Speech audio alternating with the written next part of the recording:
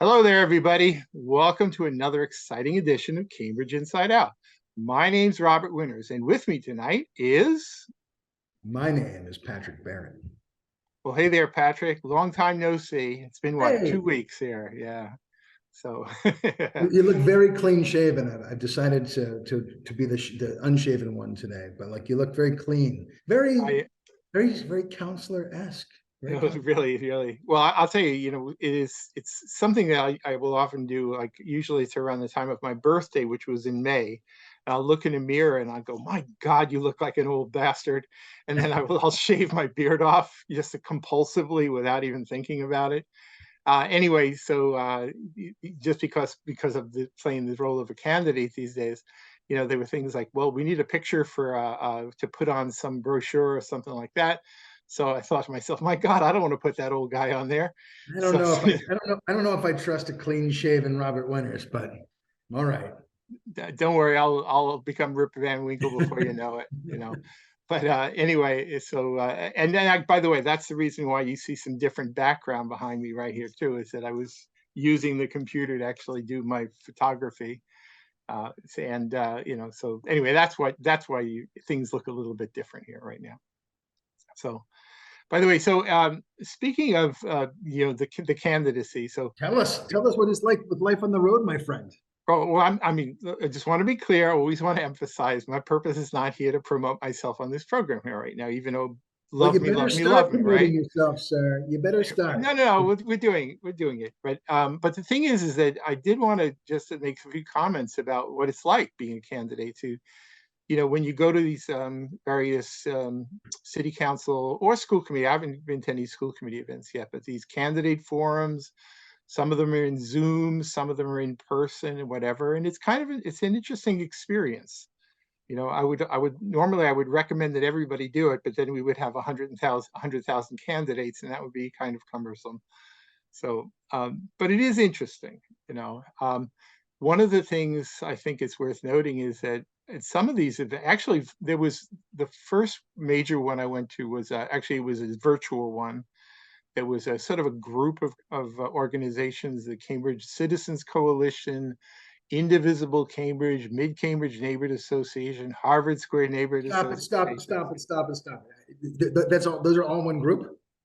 No, actually, it's funny. Some people were making Indivisible commentary. Cambridge. What Well, the? actually, I believe Indivisible Cambridge was formed, I think, in 2016 as sort of amongst Democrats who were really largely supporting Hillary Clinton's candidacy against Donald Trump.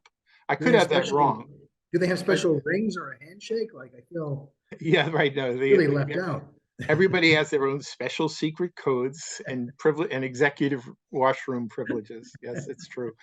Uh, but there was some fools out there in social media who were going on about, well, this is all the same organization. I said, well, there is a fair amount of intersection. That's not. I wouldn't in any way deny that, but there's another group called Cambridge Voters for Good Government that was formed by a few people, very independent of all of the others. I think many of them are largely motivated by some of these concerns about the charter, and the potential changes to the charter, which is fundamentally different than those who are worked up about either bicycle lanes like Cambridge Streets for All or the Cambridge Citizens Coalition, right? Where they're concerned more about things like historic preservation and perhaps the affordable housing overlay. Many people are opposed to that.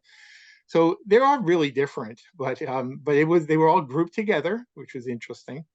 And I can honestly say that, and this is actually the fun part, is that nobody queued us up to what the questions were in advance. So you sit here, you make up your little funny cards that you're gonna like. Don't forget to say this and that, and then they ask you something about something completely different, right? You know, but I'm okay with that because How many I'm babies pretty. did you kiss? I haven't kissed a single baby. Whoa. Yeah. Well, the thing is, nowadays it's a very different world than the Yeah, days of you Herbert probably shouldn't go Hoover. kissing babies, should you? That's probably If you kiss a baby now, you'd probably end up in jail. Actually, I yeah. think, So right? don't kiss babies. I'm That's not going to do my that. bad. No. So Um, I have to ask you a question. So like I know sure. the CCC people, and like there's just such a like a Monty Python-esque like gathering of different neighborhood groups. but were there any questions that you were asked that you had no idea, that you completely blank?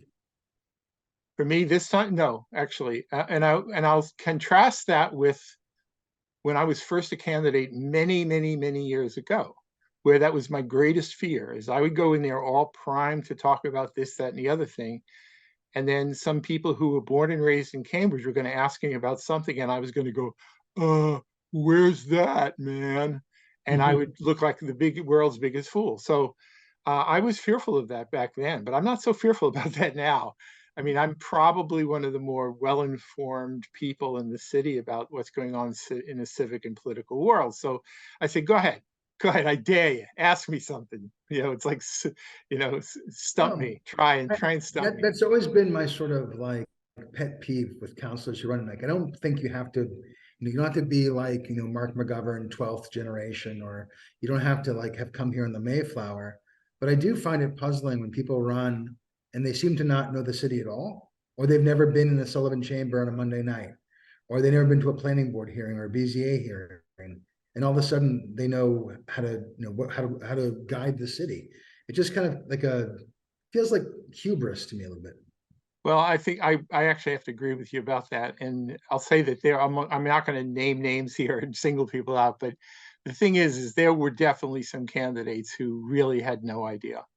And, and that's all right. I mean, the thing is, you can still be a solid person, but just be unfamiliar and still be perfectly suitable for the job of being a representative, even if you're not necessarily up to speed, you know? And besides, if you have any questions, you need any backup on facts, just give me a call. I'll help. I'll fill you in, right? You Yeah, know, likewise. But I think the rub for me though is like, if you look at Cambridge through like a national lens, which a lot of people who don't know Cambridge very well do, you kind of want to take a template that may seem like a national template and wedge it into Cambridge. And our problems are not, they don't align as easily. So you wind up with candidates who will say things like, well, Cambridge needs more affordable housing. And you'll say, okay, yes, oh, great. Do you know how much affordable housing we have now? And they'll say, not enough. And you're like, well, no, what's the answer? The answer is like 16 to 17% total stock. And I'm like, oh, that's actually a lot. You're like, oh yeah, it is. well, actually, one of the things that I was really ready to ask, because the second major forum that I went to was, geez, was it like only last Tuesday, or was it, or am I losing track here? But it was the one from the group that calls itself a Better Cambridge, which I've jokingly been calling a bigger Cambridge for a long time. Actually, it's not such a joke. I think it's a more accurate description, quite honestly. Oh, that's But such a dad joke. Boo. I know. But hey, I've been doing that joke for a long time, and I'm going to continue doing it. Thank you very much. It's like when someone says, "Did you know the Cambridge's bird is the crane?" And you're like, terrible. Well, I went to that one. I was actually in person at the Foundry, and it was interesting because, well, let me first say this, is that I've already seen that it's like a little piece of national politics descending into Cambridge. Namely, there were some candidates, in fact, a big bunch of candidates, including a lot of incumbents, who simply would not attend the candidate forum that was put together by CCC, Indivisible Cambridge, this and that, because those are not our people. That's the other side, so I'm not going to go to that. And then there were candidates who were more inclined to be affiliated with those groups who absolutely would refuse to participate in the ABC forum. Now, Right. I, on the other hand, being on a suicide mission sometimes, I just go to them all, well, I shouldn't say I go to them all. I mean, if it was like the Our Revolution group, I just don't see any point to going to that, because I'm just not a Marxist, and I'm not going to be a Marxist, and I'm not going to pretend to be a Marxist. So what the That's heck? why I love you. But I think it's funny to me because I've always, I describe myself as like the Jane Goodall of Cambridge. Like, I don't feel like I've ever really fully assimilated, but I live among you and watch your ways and try to learn. And it's what's humorous to me is you have like you have CCC, you have the Cambridge Residents Alliance, you have a Better Cambridge, and it's all the same people. But Well, they think that they're miles apart, but they're like 2 degrees to the left, 2 degrees to the right. Like to my mind, I can't tell the difference. There is a difference between the And by the way, organization. Robert, I just Yeah. offended so many people. So like, don't agree with me, but like, Uh, my point was they have lots that they agree on, and it just seems like it's a little intense that they should be so at odds. right. Well, the thing is, there's a perception of, well, let's make a distinction first between the constituencies who these organizations uh, claim to represent, and maybe they do, maybe they don't, and the actual players who are involved. Because I can tell you, because I know that virtually none of these organizations consist of more than that many people, really. Right. Which is not to say they don't have large mailing lists or whatever, but the Cambridge Residence Alliance, who's sort of, I guess, if there's indivisible Cambridge, they've become invisible Cambridge. They appear to be just three older women living in Cambridge, maybe one now. Are we down to Lee Farris? Is that it? Yeah, Uh, I think I mean, though, there are a little bit more, because I know that when they sent around the questionnaires, I had to respond to one person who was different and whatever. So, and by the way, that was one organization where, if this was years past, when I would have thought that something like Cambridge Residence Alliance were a little bit more closely affiliated with what used to be known as the Cambridge Citizens for Livable Neighborhoods, an organization that sort of yeah, did not want, overdevelopment and things like that, right? But, right now, I mean, and I could have this wrong, and please disabuse me of my wrongheadedness here, if you may, but I can't really tell a difference between the Our Revolution group and the Cambridge Residence Alliance now. They seem to have converged. they Uh, have. Maybe because the one of the few members of the Residence Alliance is the landlady of Mike Connolly, who's one of the mainstays of Our Revolution, right? But the point is that we're It's a not small talking world, about. Robert. Right. We're not talking about like mass movements here. We're talking about three people who get together over a kitchen table and decide what is what. And then they'll go up to a microphone and says, "I'm speaking for the Residents Alliance," whatever, as if you're actually speaking for anybody but yourself. You're not. You're not. At least I That's have the where, good grace of saying I represent me. like, the Cambridge Citizens Coalition, like, they're a newer group. I guess in terms of like multiple faces, they seem to have a pretty broad collection of people that range from young boomer to old boomer. That's a joke. Yeah. Um, the Cambridge Residents Alliance, like, I remember, like, they used to be my nemesis, and like we would knock horns, and like ABC came out as a group in response, I think, a little bit to them, but to That's my that's precise. I was there at the beginning, and that's exactly how they came I into was in the room existence. when they first named themselves, and I said, "Oh, I actually was that's a one of the terrible people name." voting. I mean, we were both there, I think, right? Just voting on the And name. Gus was too. Gus, the Just evil ice cream guy. yeah.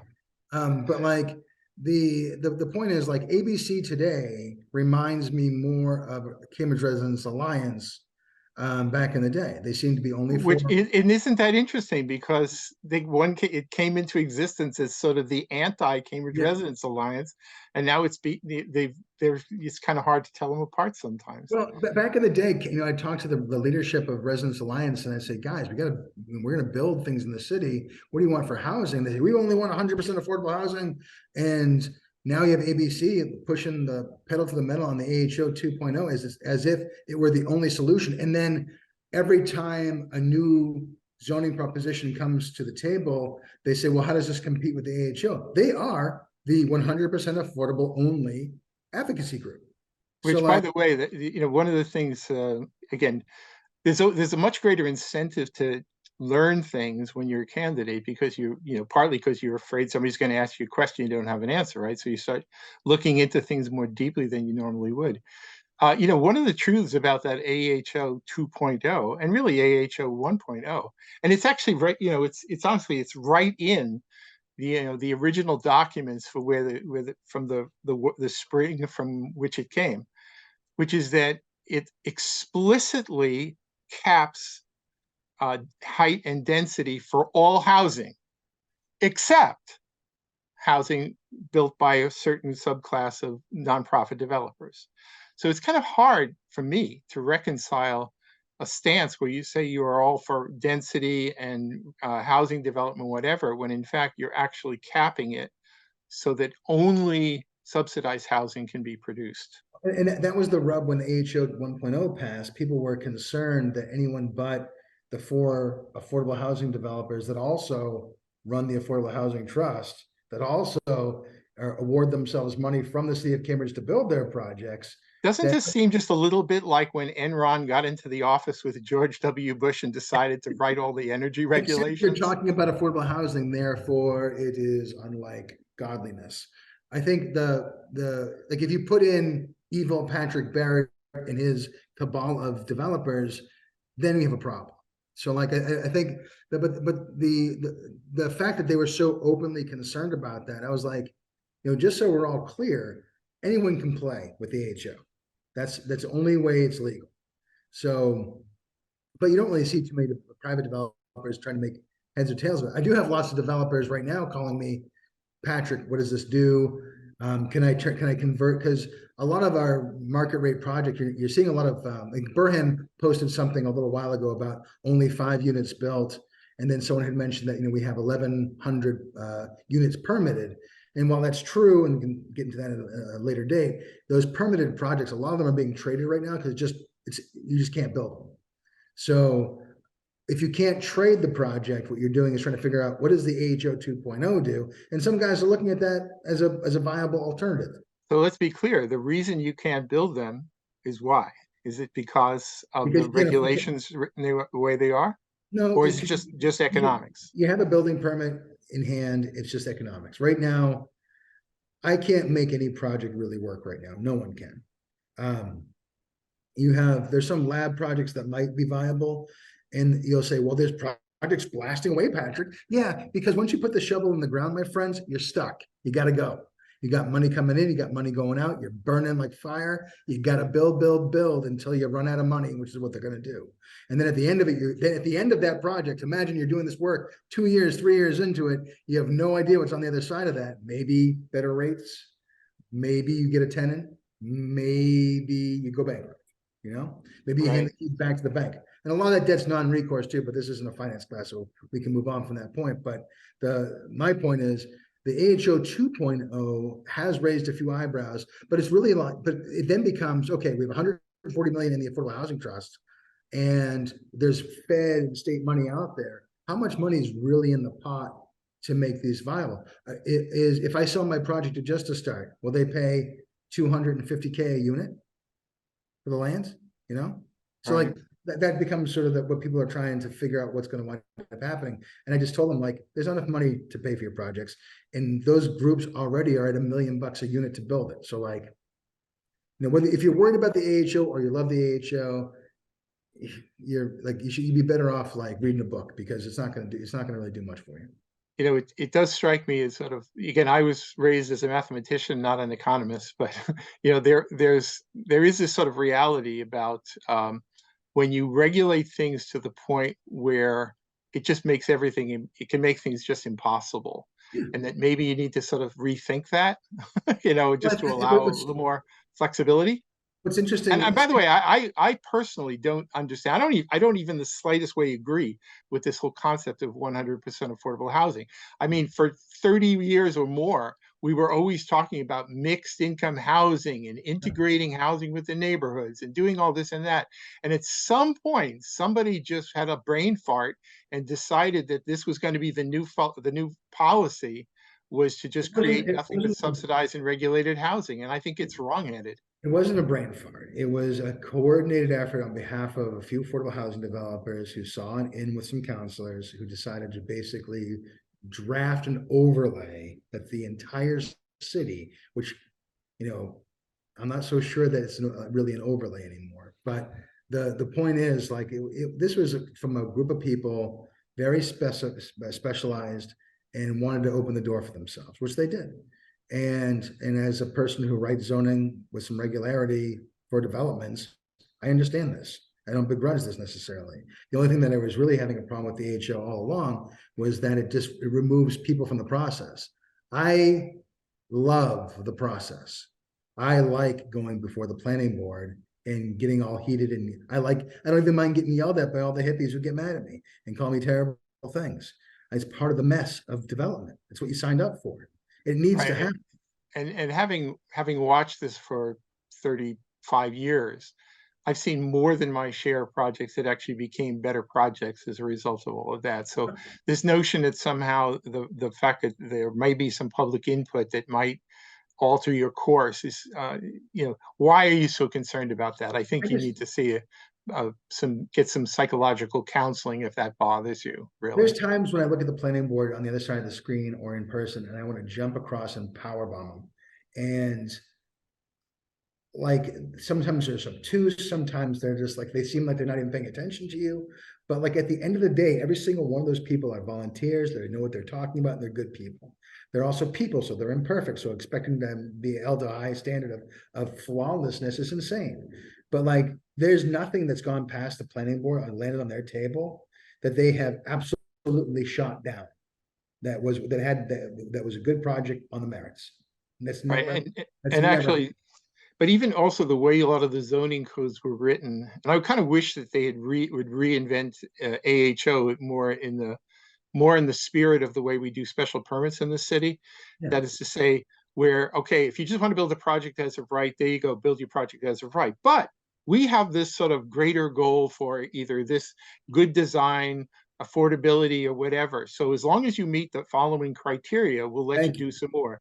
And That's that is the legislation that should have been passed that's what in a special permit's 2020. all about. Hit the Right. criteria, the specialized criteria for your special permit, you get your special permit, go.